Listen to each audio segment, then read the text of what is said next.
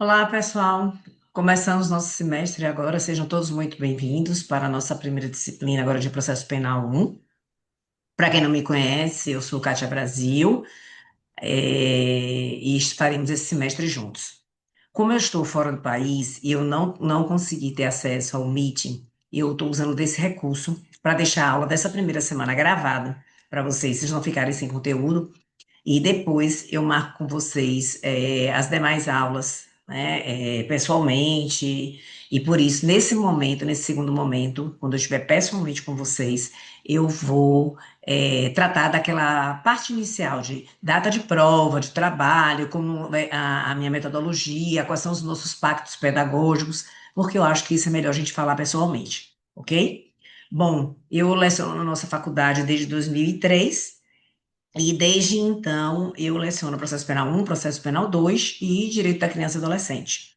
Eu sou delegada de polícia aposentada, tenho mestrado na UFBA e algumas pós-graduações aí pelo mundo afora, pela USP, né, e outras adjacências. Então, uma breve síntese de quem sou eu academicamente, porque minha intenção hoje é a gente tratar da nossa disciplina. Eu vou compartilhar com vocês aqui um pouco o slide, eu espero que vocês tenham a oportunidade de visualizar. Eu fiz um teste antes, tá? E eu vou colocar aqui a nossa disciplina. Só me aguarde ali, só um pouquinho. Deixa eu só eu achar aqui a, a matéria para abrir para vocês e compartilhar.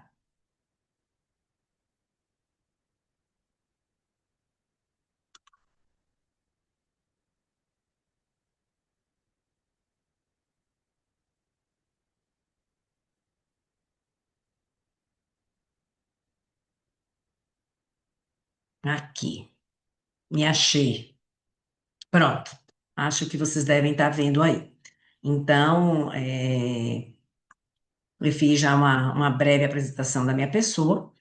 Como eu disse outrora, os nossos pactos pedagógicos a gente vai começar a posteriori, porque eu quero falar pessoalmente, eu quero fazer questão de ler com vocês, mas eu vou colocar tudo no Classroom. Nossa aula que vai ser gravada, só vai ser essa primeira aula dessa primeira semana, para vocês não ficarem sem aula nenhuma, tá? Então fiquem tranquilos e depois nós vamos tratar um pouco dos demais assuntos, ok? Vamos tratar então sobre a disciplina de processo penal 1. E nós vamos fazer hoje. A minha ideia é a gente tratar um pouco da construção do conceito dessa disciplina de processo penal, né? Então, a gente surge para essa ideia de construção desse conceito partindo da premissa que está lá na ementa do senhor logo no início, da ideia da concepção do direito de punir. E como é que essa ideia do direito de punir do Estado, esse poder-dever do Estado, contemporâneo de punir o cidadão que comete um crime, ele evoluiu no decorrer da história, tá? Então, vamos começar falando um pouco sobre a Idade Antiga. Então, na Idade Antiga, a gente tem como um ponto central a figura da. Você já deve ter ouvido falar quando estudaram história lá no segundo grau, aquele Código de Hammurabi, né? Então, o Código de Hammurabi que tinha a ideia de olho por olho, dente por dente, olho por olho, né? Então, nesse período aí, o que se prevalecia era a ideia de vingança e também a ideia de expiação divina. Evoluímos um pouco na história e passamos da Idade Antiga para a chamada Idade Média.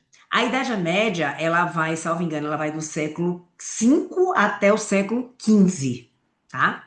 A Idade Média tem uma coisa curiosa, porque no período da Idade Média, nós não tínhamos ainda a ideia de prisão relacionada à ideia de pena. Tá? Então, a prisão era só o local de custódia, onde o indivíduo ficava lá, detido. Isso não quer dizer que era bom, gente, para aquela época, né? Porque o que acontecia na Idade Média, embora a gente não tivesse institucionalizado como Estado, a ideia de prisão como pena, relacionado à pena, nós tínhamos castigos extremamente severos, bárbaros. Então, era permitido naquela época a tortura, era permitido lesionar o corpo, então cortar braço, né, cortar morte com a punição de pernas, de ferir olho, enfim, as mais diversos tipos de modalidades de tortura. Nesse período da Idade Média, lembrem que é o período em que a gente tem a implantação do cristianismo. E aí, essa punição, que era punição relacionada à punição corporal, né, a ideia do corpo, era tido como uma forma de purificação da alma da pessoa, né? Então, punia-se o corpo como uma forma de purificação moral e também para demonstrar para o público a autoridade que naquela época se tinha, né? E que vinha muito dos senhores feudais e da igreja. Pulamos da Idade Média, ou seja, saímos da Idade Média e vamos para a chamada Idade Moderna. A Idade Moderna ela vai do século XV até o século XVIII, tá? E aí sim, na Idade Moderna, a gente tem um outro avanço, porque o que acontece na Idade Moderna? Na Idade Moderna, a gente tem a generalização da chamada pena de morte. Então, do século XV até mais ou menos o século XVII, nesse interregno, a gente teve a aplicação da pena de morte como sendo uma forma de penalização, além da deportação e também de alguns atos que eram praticados em praça pública para poder a pessoa ficar sendo humilhada e ser submetida a uma vergonha pública. Só que dentro ainda desse período da Idade Moderna, porque eu disse aos senhores que a Idade Moderna vai até o século XVIII, então entre o século XVII e o século XVIII, passou-se a se verificar que a aplicação generalizada da pena de morte de per si não causou o que eles esperavam como consequência, qual seja a ideia de diminuir o crime, a criminalidade. Então, aí sim, nesse finalzinho da Idade Moderna, surgem as prisões como ideia de pena, como ideia de punição. E aí são criadas várias prisões grandes na Europa, com a ideia de utilizar aquele indivíduo que cometeu o delito, utilizar a mão de obra dele em detrimento, em favor do Estado.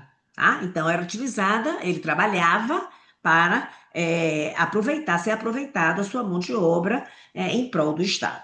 Então, saímos da Idade Moderna rapidamente, né, porque não é aula de história, e entramos na chamada Idade Contemporânea, que é a idade que até os dias atuais que a gente vive. Então, lembre que aí a Idade Contemporânea, ela vem com o advento da Revolução Francesa, e aí tudo modifica, né, que é o século XVIII, começa no século XVIII. Então, vai se modificando, como eu falei, a ideia já foi sendo criada no final da Idade Moderna, e no século XVIII, sim, surge a prisão como sendo realmente um princípio das penas, né, e substituindo todas as demais. Então, todas as demais, isso, gente, genericamente, tá? No mundo, então, hoje surgem as prisões e se abominam, né, ou os outros tipos de penas que outrora nós já tínhamos visto. Então, uma coisa importante é que nesses estados, a maioria dos estados de direito, né, os estados chamados são estados de direito, hoje a punição ela deixa de ser a punição que incide sobre o corpo, tá? E é nesse momento aí, gente, da idade contemporânea, que há exatamente a entrega da titularidade desse direito de punir à figura do Estado. Tá? Então, nos chamados Estados democráticos de direitos, que é exatamente o que acontece com o nosso ordenamento jurídico, a gente diz que o titular desse direito de punir é a figura do Estado. Tá? Então, o Estado surge como sendo aquele que vai atuar quando o indivíduo ele transgride uma norma penal e vai impedir, suprimir a chamada vingança privada ou a vingança individual, né? E passa, então, a se implantar critérios de justiça, especificamente de justiça. Pois bem, então a gente fez rapidamente uma digressão sobre o processo de evolução do sistema de punição no longo da história, tá? Ao longo da história. E aí, gente, que é exatamente esse ponto um. A gente tem, eu volto para esse slide daqui a pouco, mas aí é que a gente tem, com essa ideia que eu falei, que entrar, que é exatamente na idade contemporânea, essa pretensão punitiva que é entregue ao Estado, né? Cabe ao Estado, então, ele tem hoje o poder que a gente diz que é, eu não, né? A gente não, a doutrina fala, é o poder-dever de punir o cidadão. Então, no nosso ordenamento jurídico, por exemplo, a Constituição Federal, lá no artigo 5º, ele estabelece quais são os direitos fundamentais. Então, o direito fundamental à vida, à liberdade, né, direito à liberdade de ir e vir, né, enfim, saúde. Então, ele elenca uma série de direitos fundamentais. Então, toda vez que um desses direitos fundamentais eles são violados por alguém, né? O Estado vem, né, como o representante desse juiz puniente e diz: ó, cidadão, você transgrediu uma norma e agora, né, você vai responder por essa transgressão dessa norma. Então percebam que toda vez que há uma violação, há um direito que a gente diz que é um direito do cidadão, um direito fundamental. É interessante dizer, pontuar, que essa chamada pretensão punitiva do Estado, que não é só um poder que o Estado tem, mas é um dever que ele tem de punir aquele cidadão que transgride uma norma penal, ou, portanto, que comete um crime, que essa norma, ela é o quê? Tem uma característica de ser abstrata, tá? Então, o jus puniendi, ele é abstrato. Por que, Kátia, ele é abstrato? Porque o legislador, quando ele estabelece, entrega essa titularidade ao Estado, ela entrega essa titularidade para qualquer um. Então, qualquer cidadão que transgrida uma norma penal, né, ele vai o quê? Responder pelo crime que ele cometeu. Então, se os senhores verem, por exemplo, o artigo 121, né, 121 do Código Penal, que é o crime de homicídio, ele diz lá, matar alguém, e diz qual é a pena. E também prevê as possibilidades em que o indivíduo ele pode cometer, né, um homicídio privilegiado ou o homicídio qualificado, as hipóteses que podem ser circunstâncias agravantes daquele crime. Mas o legislador não diz, ó, se tratar de Joãozinho, matar alguém vai deixar de ser matar alguém, vai ser outro crime, vai ser, entende? Não. Qualquer cidadão que estiver naquela circunstância de matar alguém, ele vai responder pelo crime de homicídio. Isso é o poder o quê? Abstrato. Ou seja, a lei, ela é criada e ela deverá ser cumprida para todo e qualquer cidadão que transgrida uma norma penal, tá? Aí o que a doutrina diz? Esse poder-dever jus puniendi, né, que o jus puniendi é o poder-dever que é dado ao Estado de punir o cidadão que transgrediu a norma, ele se concretiza no momento em que o indivíduo que comete o crime. Por que ele se concretiza no momento que o indivíduo comete o crime? Porque no momento em que ele comete o crime, como esse exemplo que eu dei a vocês, o crime de homicídio, aí eu vou levar em consideração várias circunstâncias. Ele cometeu o crime de que forma? Né? Então, qual foi o instrumento utilizado? Usou uma arma? Ele empurrou a pessoa e a pessoa caiu acidentalmente da escada, bateu a cabeça e morreu? Ele usou uma faca? Ele premeditou o crime? Ele planejou o crime? Tá? Ou ele não planejou o crime? Ele tinha alguma relação com aquela vítima, né? Ele era pai, ele era companheiro, ele era, né, filho daquela pessoa, porque tudo isso são circunstâncias que podem ser tanto agravantes como circunstâncias o quê? Atenuantes. Então é por isso que a gente diz que ele se concretiza, esse jus puniendi, ele se concretiza no momento em que o indivíduo comete o crime. E por que ele também se concretiza? Porque essas considerações que eu estou trazendo para os senhores, essas indagações, elas vão o quê? Ter um impacto direto com a pena. Não é isso? Ela tem um impacto direto com a dosimetria da pena. O juiz, lá na ponta, quando ele entregar a sua sentença, ou condenando ou inocentando, ele vai ter que levar em consideração tudo que foi levantado, tanto pelo Ministério Público como pela defesa, ou seja, o advogado ou a Defensoria Pública. tá? E aí o juiz vai dar a dosimetria da pena. A dosimetria da pena, gente, que é dada pelo juiz, nada mais é do que a aplicação do jurisprudente de forma concreta. Ou seja, levando em consideração aquelas circunstâncias, aqueles casos concretos. Então, vocês podem ter visto já, e já tem alguns casos, por exemplo, de pessoas que cometeram um homicídio, tá? E que mesmo assim, ao final do processo, elas não foram condenadas, né? Porque o juiz, levando em consideração determinadas coisas, A, B, C, D, enfim, né? Ele terminou o quê? Não condenando. Outro dia, eu li, por exemplo, uma reportagem que uma mulher, ela matou o indivíduo porque ela chegou em casa, um ex-companheiro dela, e viu ele estuprando a sua filha. Ela vai, mata o cara, ficou presa um ano, depois ela passou a responder em liberdade, e houve o julgamento dela pelo crime de homicídio, e ela foi o quê? Inocentada, tá?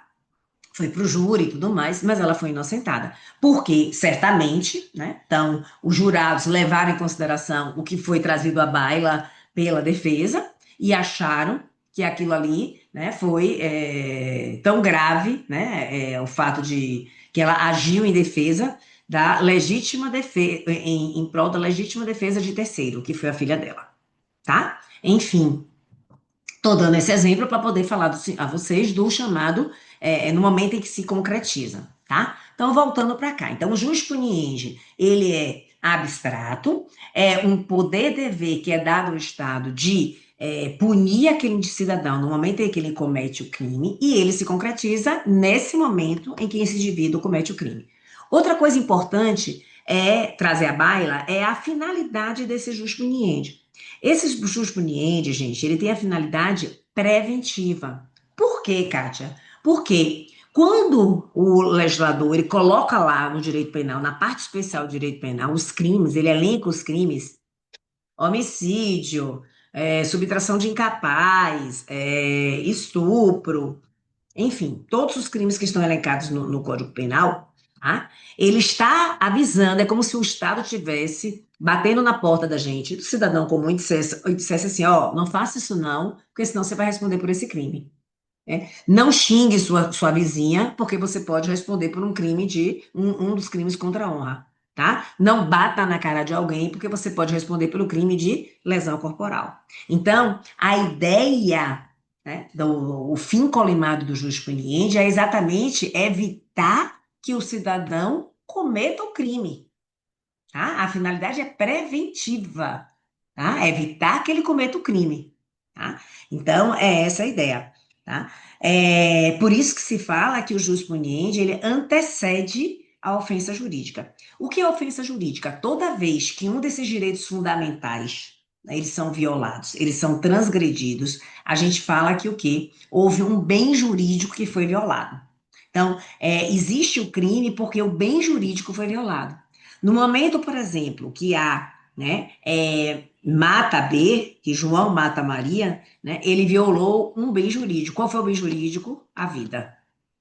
No momento em que a pessoa ela é vítima de um crime sexual, né, vítima de estupro, por exemplo, o bem jurídico que é violado é o quê? É o seu corpo, né? Então, respeitar a sua parte física, né? A integridade física da pessoa, tá? Então, toda vez que há um crime, é um bem jurídico que foi garantido na nossa Constituição Federal e que foi violado, tá? Então, vejam que na construção do direito, do conceito do processo penal, a gente tem, então, dois polos. De um lado, é esse, que eu falei para vocês, que é o Estado, né? O Estado como o representante, o autor da ação penal, o jus puniendi, que tem o intuito de punir aquele indivíduo que comete o crime. E esse conceito, ele foi construído a partir do quê? Da idade contemporânea, tá? E do outro lado, a gente tem o quê? Aquele que cometeu o delito, o autor do delito, tá? O autor desse ilícito. Então, esse autor do ilícito, né? O autor do crime, ele vai exercer o quê? O seu direito de defesa. Que é exatamente essas duas setinhas que vocês estão vendo aí, tá? Então, de um lado, a gente tem a proteção punitiva do Estado, o jus puniendi, e do outro lado a gente tem o quê? O autor do crime. Né? Eu acho que vocês devem concordar comigo que eles estão o quê? Em pontos antagônicos. Né? Ou seja, eles não têm o mesmo interesse, o mesmo desiderato. Eles têm ideias antagônicas. Por isso que a gente fala no direito que aí existe o quê? Uma pretensão resistida. E quando a gente fala que existe uma pretensão resistida, a gente está falando de quê? De lide.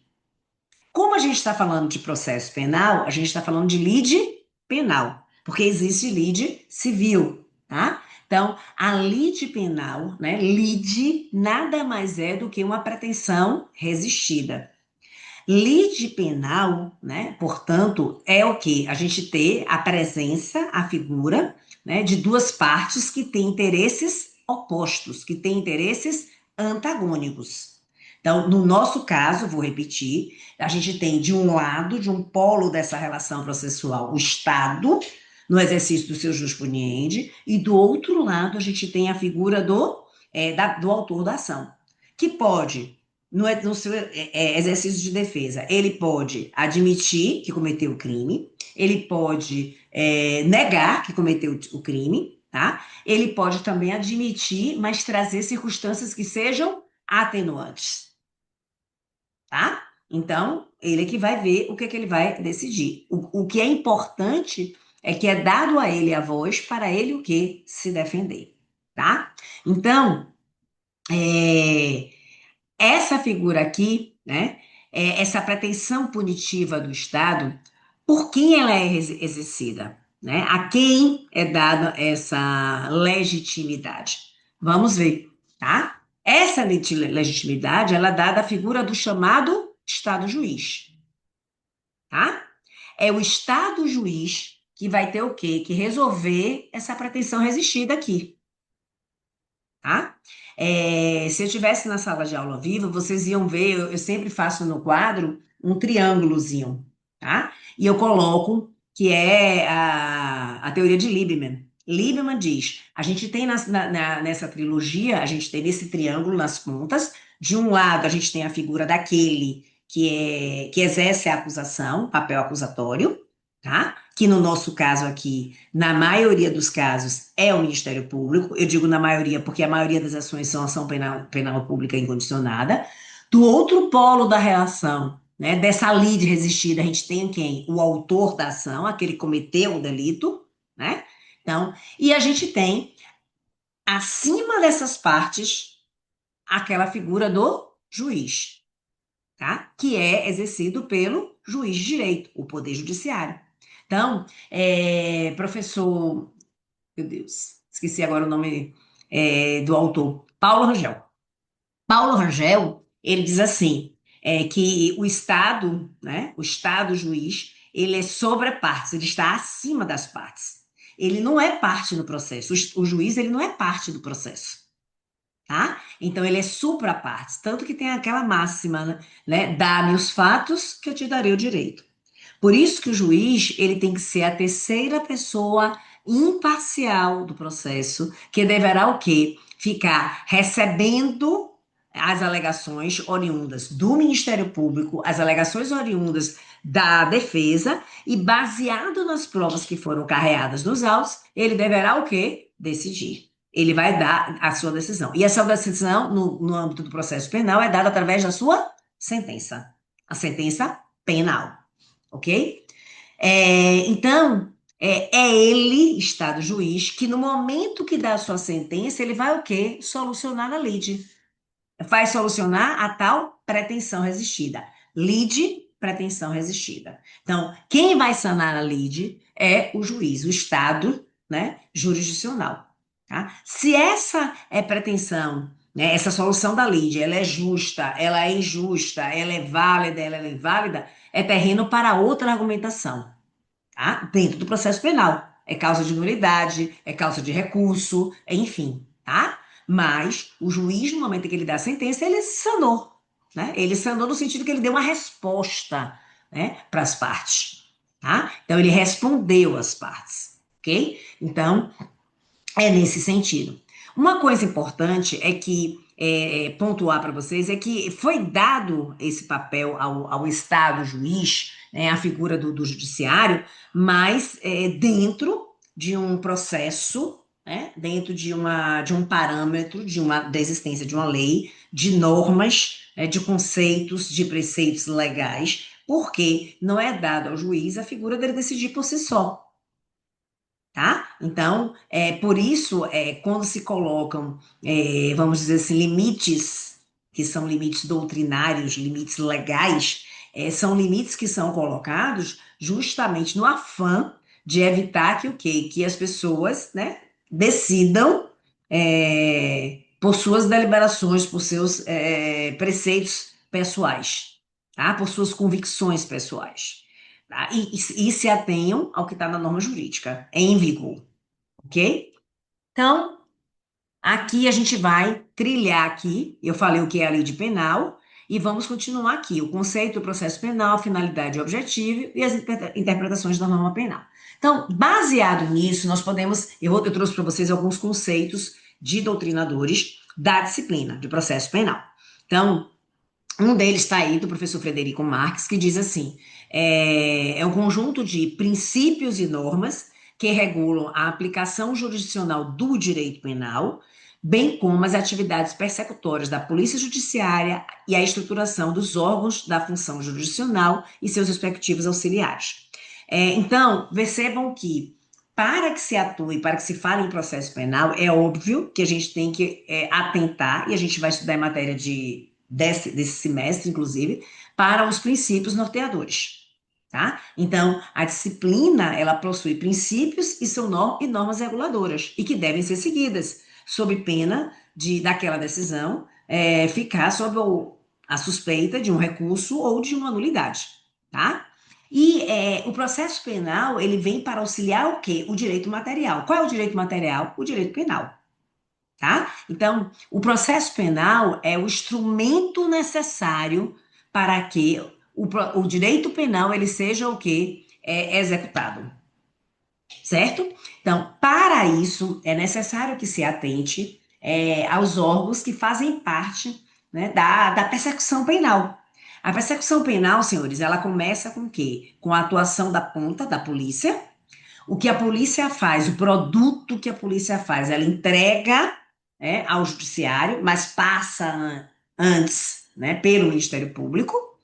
E aí o Ministério Público atua e entrega para o judiciário. E aí começa a ação penal e vai até o final. Em processo penal 1, a gente vê exatamente isso. A gente vê a polícia, o papel da polícia, o papel do MP e vai até o judiciário, tá? Em processo penal 2, vocês começam com prova, ok? Bom, outro conceito que a gente tem aqui, ó, é do professor Mirabete. O professor Mirabete diz: conjunto de normas ditadas por quem? Eu já disse aos senhores, pela lei. Por que ditadas pela lei? Porque eu já falei, não cabe ao juiz decidir pelas suas convicções próprias, pessoais. Existe uma norma jurídica, existe uma lei. Então, são conjuntos de normas que são estabelecidas na lei, para que, já falei também, que o processo penal, ele é o instrumento necessário para aplicar o quê? O direito material, que é o direito penal. Então, ele diz aí, ó, para a aplicação do direito penal na esfera judiciária, tendo por fim, né, ou por objetivo, não só a apuração do delito, e a atuação do delito estatal de punir em relação ao réu, mas também a aplicação das medidas de segurança adequadas às pessoas socialmente perigosas e a decisão sobre as ações conexas à ação penal. Vocês vão ver que cada doutrinador, ele acha eu diria assim, uma nomenclatura, né, um conceito que lhe é próprio, mas que eles dizem a mesma coisa, tá? A ideia é essa. Tem que botar aqui meu celular, meu para carregar, vai descarregar aqui. Por favor, aqui. E aí, professor Fernando Capês. Fernando Capês, eu gosto muito desse conceito dele, porque ele é sucinto, mas ele é claro. E o que eu quero nesse momento é que vocês entendam, tá? Eu não quero que vocês fiquem, ai, né? E criem até o próprio conceito de vocês. Se vocês criarem e chegarem à mesma conclusão, beleza. Então, quando vocês entendem, vocês são capazes de criar esse conceito, gente. Como eu disse a vocês, o direito processual penal, ele serve para o quê? Ele é o instrumento para o direito penal. Então, ele vai o quê? Ele serve para a aplicação do direito penal, né? Para se aplicar, podemos aplicar o processo penal de qualquer forma, a revelia, como... Não. Então, é necessário que ele esteja o quê? Dentro de um ordenamento jurídico, e para que esteja dentro de um ordenamento jurídico, ele vai estar atendendo ao quê? Aos princípios e às normas, tá? Então, tá lá. Conjunto de princípios e normas que disciplinam a composição das lides penais por meio da aplicação do direito penal objetivo. E aqui a gente tem a finalidade do processo penal, né? Qual é o fim columnado? Para que existe o processo penal? Óbvio, depois do que eu disse para vocês, vocês já são capazes de dizer, independente do que está aí. O direito processual penal, ele serve para o quê? Para sanar a lide processual. E como é que a lide processual é sanada? No momento em que o juiz dá a sua sentença. Tá? Então, o fim colimado do processo penal é o que? Solucionar a lide processual ou solucionar o conflito de interesses. Então, o que foi que eu botei aí? A ideia é solucionar jurisdicialmente, né, o conflito de interesses entre o Estado o Estado enquanto administração e o infrator, tá? Através de o quê? Uma sequência de atos que compreendam a formulação da acusação, a produção das provas, o exercício de defesa e o julgamento da lide. Percebo que essa finalidade, que aí foi uma construção minha, essa finalidade ela pega desde a atuação da polícia até o final do processo, tá? Então, o objetivo do processo penal é exatamente isso: solucionar o conflito de interesses entre o Estado de administração e o infrator, e isso vai desde a sequência de atos lá na ponta da atividade da polícia, tá? Que vem com a formulação da acusação, que auxilia o MP na sua acusação, a produção de provas, exercício de defesa e o julgamento dessa lide, ok? Então, a finalidade, portanto, é apurar essa infração penal e sanar através de uma sentença, solucionando a lide. E com que objetivo é esse? O objetivo é trazer, né, resgatar a chamada paz social, tá? Porque toda vez que o indivíduo ele comete um crime, ele está violando, né, a ideia de estar a paz social, a manutenção da paz social. O processo penal vem exatamente para isso, garantir a paz social, a ideia de paz social, de segurança e paz social, tá? Então, para que isso aconteça, é necessário que a gente trilhe um caminho, tá? Então, por isso que a gente fala que o processo, ele é formado por o quê? Sequência de atos, né, praticados até o quê? A sentença que é fornecida pelo juiz.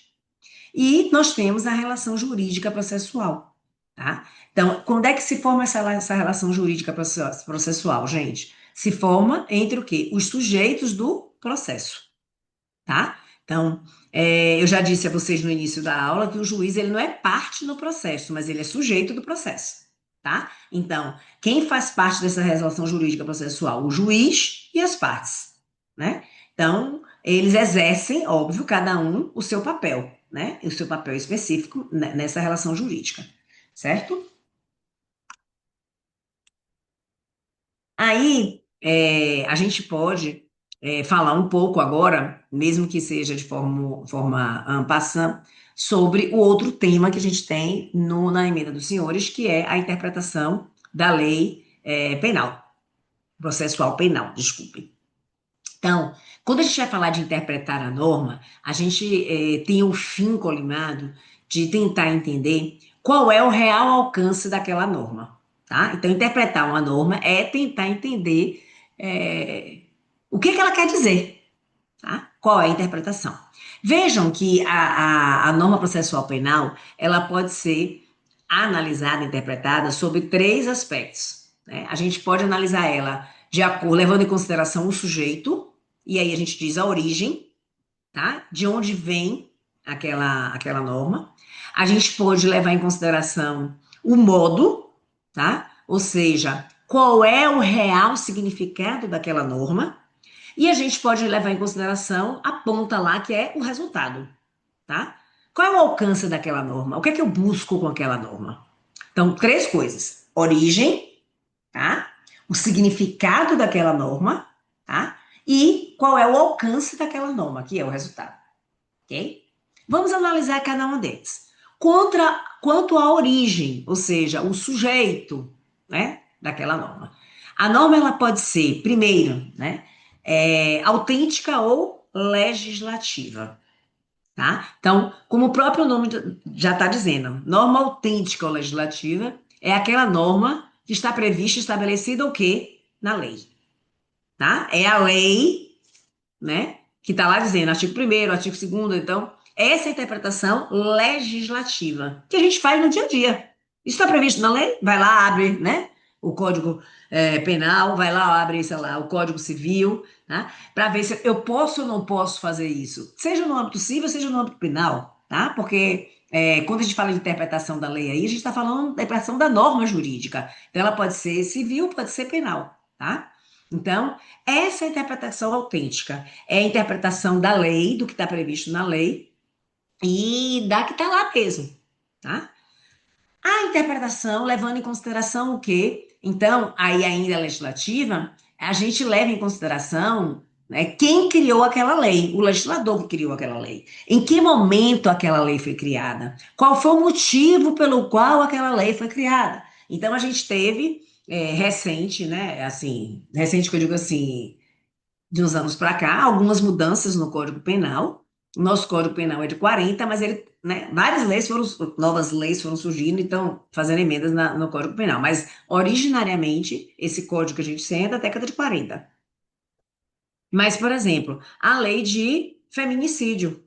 Nós não tínhamos esse tipo penal, né? Então, o feminicídio como crime autônomo, né? Ele surgiu a posteriori, eu não me lembro, eu não sei nem, deixa eu até olhar aqui qual foi o ano, não sei se foi 2018, deixa eu ver aqui, quando foi criado o crime estabelecido de feminicídio. Só para eu não estar falando besteira, se foi em 2000, o ano. Olha, nada, foi em 2015, tá vendo? Então, ele foi criado, o crime de feminicídio, em 9 de março de 2015, através da Lei 13.104, tá? Então, por que surgiu esse crime de feminicídio? Tá? O sujeito, porque o legislador criou o crime de feminicídio, tá? Porque nós passamos a ter algumas condutas, né? Alguns indivíduos cidadãos que passaram a cometer o crime, né?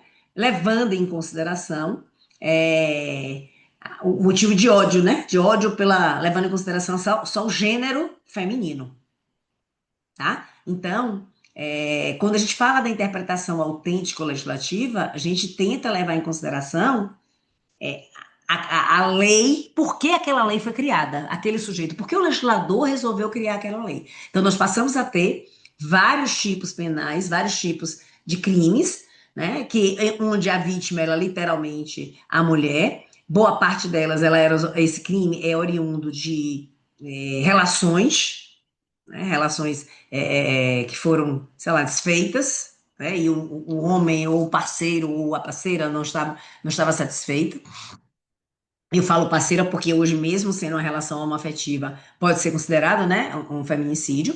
Então, a gente leva em consideração isso.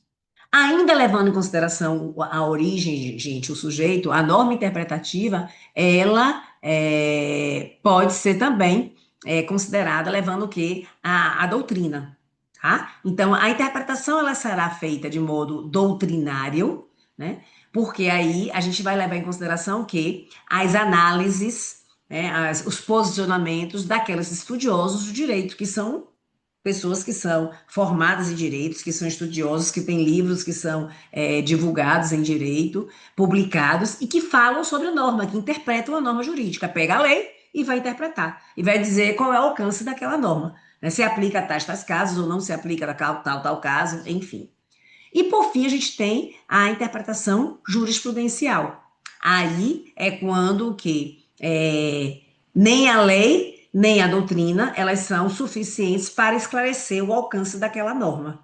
E aí o legislador não, desculpe, né? Os tribunais é que vão o quê? Decidir e dar a devida o quê? Interpretação para a norma jurídica específica, tá? Então, eu vi agora, até recentemente uma decisão do STJ em relação a um caso violência doméstica contra a mulher, e o STJ disse que, diferentemente do que a defesa estava dizendo, apontando, de que se aplicava sim a lei de feminicídio a uma pessoa que era transexual.